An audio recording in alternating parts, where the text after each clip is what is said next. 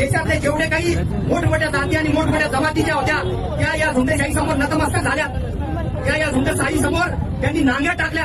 परंतु आंबेडकरी चळवळ आणि बाबासाहेबांचे जे लेकर आहेत ते भारतीय जनता पार्टी आणि नरेंद्र मोदी सारखे हजारो जरी उभं राहिले लोकशाही संपवायला, तर बाबासाहेबांचे लेकर या देशामध्ये लोकशाही जिवंत ठेवणार. आणि नरेंद्र मोदी असेल, महाराष्ट्राचा सीएम देवेंद्र फडणवीस असेल आणि यासारखा टुच्चे आमदार नारायण कुचे असेल, याला आपण पुढे कशी पाडणार म्हणजे पाडणार. हा लढा इथपर्यंत माझ्याची जर ठेवता रस्त्यावरती लढाई तर आपण लढतच आहोत, परंतु न्यायालयीन लढाई देखील आपल्याला या ठिकाणी लढावी लागणार आहे.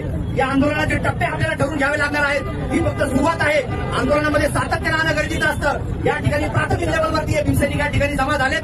जागोजागी शहरामध्ये भारतीय जनता पार्टीच्या विरोधामध्ये त्यांनी ज्या पद्धतीने लोकशाहीचा गळा घोटण्याचं या ठिकाणी काम केलेलं आहे, तर हे ईव्हीएम हटवायला पाहिजे. सतीश भाऊ गायकवाड आणि त्यांच्या पॅनलवरती जो अन्याय झालाय त्या अन्यायाच्या विरोधामध्ये हा लढा केवळ या ठिकाणी थांबता कामा नये. ही ज्योत तुम्हाला तेव्हा ठेवावी लागेल. आंबेडकरी चळवळीच्या सगळ्या नेत्यांशी कार्यकर्त्यांशी या संदर्भात चर्चा झालेली आहे. सर्वांची चर्चा होऊन येणाऱ्या काळामध्ये या ईव्हीएमच्या विरोधात जे लोकशाहीची हत्या करणारे जे आहे, निवडणूक आयोगानं लोकशाहीची हत्या करण्यामध्ये भारतीय जनता पार्टीला जे सहकार्य केलेलं आहे त्याचा बिमोड करण्याकरिता केवळ आंबेडकरी चळवळच एक सक्षम असल्या कारणानं मित्रांनो हा लढा आपल्याला यापेक्षा जास्त तीव्र करावा लागेल. सतीश गायकवाडासोबत आपण या ठिकाणी उभे आहोत. संबंध जिल्ह्यामध्ये संबंध शहरामध्ये हा मेसेज जाऊ द्या.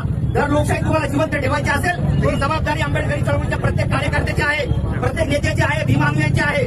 त्याच्यामुळे हे आंदोलन विशाल इंगळे आणि त्यांच्या सहकार्याने ज्या पद्धतीने ही सुरुवात केली त्यांचं खरं तर या ठिकाणी कौतुक व्हायला पाहिजे. कुणीतरी या संदर्भात आवाज उठवतोय. आपल्याला हा लढा यापेक्षा जास्त तीव्र करायच्या हेतूनं आपण या ठिकाणी जमलेलो आहोत. त्यामुळे हे आंदोलन आपण या ठिकाणी पुढे सुरू करूया.